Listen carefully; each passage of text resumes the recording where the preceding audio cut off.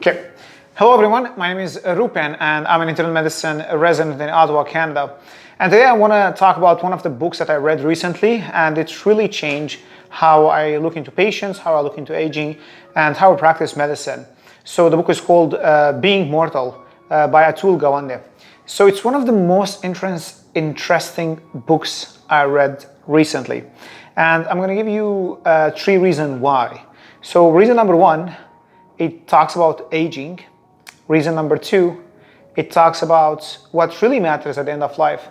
And reason number 3, it really helps physicians or residents to have end-of-life discussions with patients, or in general, like any discussion when offering treatments. Okay, so let's get started. First, aging. This is so interesting that I did 6 years of medical school, 3 years of residency. I wrote every Canadian and US licensing exam, and the amount of information I learned about aging, it's so minimal. It's like, I can say maybe a chapter or 2, probably. I'm not sure, but like, so because like I'm doing my internal medicine residency right now, and most of our patients are like 70s, 80s, or even 90s, and I had a patients who are in their 100. And I think it's really similar right now. Like the practice of medicine is changing. People are living longer. Cancers are are being treated, and we're just seeing more elderly people day after day. And whether you are doing family medicine, or whether you are doing internal medicine residents, or whether you are doing like surgical specialty, you're going to start seeing older patients. And in the past 1 or 2 years, I saw a lot of patients who had dementia or had delirium, or who had like aging issues, like benign prostatic hyperplasia or urinary incontinence. And I always thought about these conditions like those are medical conditions and they need a treatment right now, right away. I should find a solution. But literally, after listening to this book, I was like surprised. He describes what is normal aging, and that really covers most of the patients that I see in the hospital. And that even helps me not only understand my patients, it helps me understand my parents. Like when my parents are getting older, they are changing, and I have a different view. I have better understanding and why they do things certain way, why they are not enjoying long hikes with me anymore, or why they prefer to spend the weekend in home. And that helps me understand when I look to a patient or my patient like in the hospital who are like in their 70s or 80s, why they are acting in a different way, or why they have an X condition. Like literally, I think this book adds a lot on the literature of geriatrics and medicine and aging, and I think it's a must to read before starting residency or during residency, or even if you're practicing medicine. It will really change how you look into elderly people and really embrace those changes, have more empathy and compassion toward your patients. So the first take-home point is, with aging, people change. And knowing those changes as a doctor, it is going to change your practice, because you're going to be more cautious and more aware on what are the things to treat and what are the things to accept as people get older.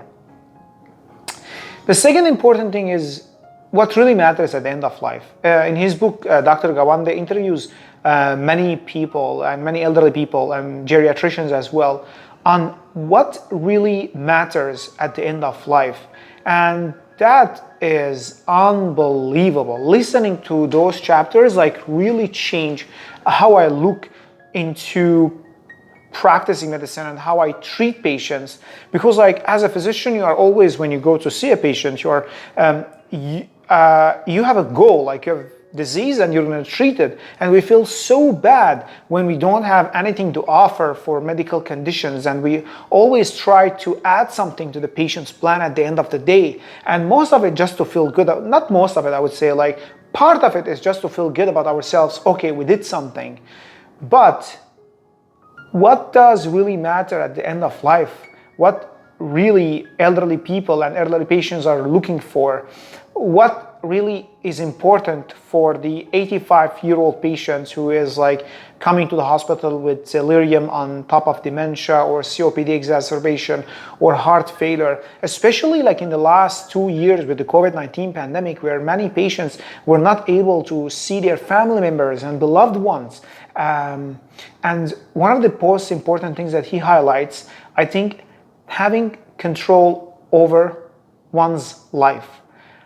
Elderly people, when they go to like senior living facilities or like they go to retirement home or nursing home, they lose one of the most important things in life, which is like having control on what they can do and what they can't do. They are being told when to go to sleep, they are being told when to wake up, they are being told on what to eat, they are being told on what to watch, and they are being told what kind of activities to do. And losing that control, I think, from what I heard from this book and also from talking to other patients and just thinking about it, I think really affects people's life when they get older. And the second thing, being around people they love, being around people they like. In his book, Dr. Gawande also talks about like experiments that were done back in the 90s on changing retirement home and changing nursing home and changing by bringing animals or bringing plants or allowing family members to visit or allowing patients to decide what they eat and when to go to bed. And really this affects people's quality of life. And now I truly big believer of the quality of life is one of the most important factors at the end of life or when people get older, more than treating diseases. It also comes with what does the patient prefer at the end of life. Different people have different preferences. And for some patients, being able to eat like chocolate ice cream and watching a football game may be very important, and that's what highlights their day when they are in their 80s or the 90s. And the last take-home point is how to present information to our patients. And this is something I struggled with a lot in residency. I asked for lots of feedback from my staff or from the people I'm working with to come with me and watch me while I'm doing like when I'm doing family meetings and I'm trying to discuss end of life issues. And I think it's really now affected how I discuss end of life issues and family meetings or any medical treatment I have to offer to my patients. Like physicians, when they go to talk to their patients, we usually have like 2 or 3 ways to offer information. So first, like the paternalistic, which we are taught like this is not the good way. Like you decide what really matters for your patient. You decide what is right and what is wrong. And like I would not encourage this. And I think like this, it's not being practiced right now, at least in North America. That's what I know about. The second part is informative. We just go and we see the patient and we tell them about treatment A, treatment B, treatment C, treatment D, and we give them like statistics, mortality, complications, and we just stop there. And we expect that the patient or the family will make decisions. And I feel like with that way, you just throw them into like a maze where they have to figure out their own way. And the third way that Dr. Gawande talks about is like you should be your patient's guide. You should first understand what really matters for your patient at that point of life. And based on that, you give them options and you help them to choose which option suits their goals at that point of life.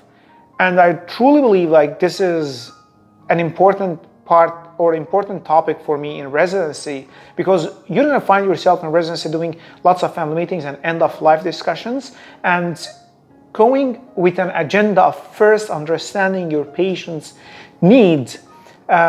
It will really change your practice, and I feel it's going to make it easier for you to discuss those topics with your patients. So listen to it. I love Audible. I listened to the book, and it was really one of the greatest books I listened to, and it really changed how I do practice medicine as a resident and as a future doctor. Atul Gawande, Be Mortal. If If you have any questions or anything related to residency you want me to address in future episodes, please mention them in the comments. If you read the book or you listened to it in the past, please mention in the comments what you think, and please follow me on Instagram and YouTube and Facebook and TikTok at the Senior Resident. Have a great day.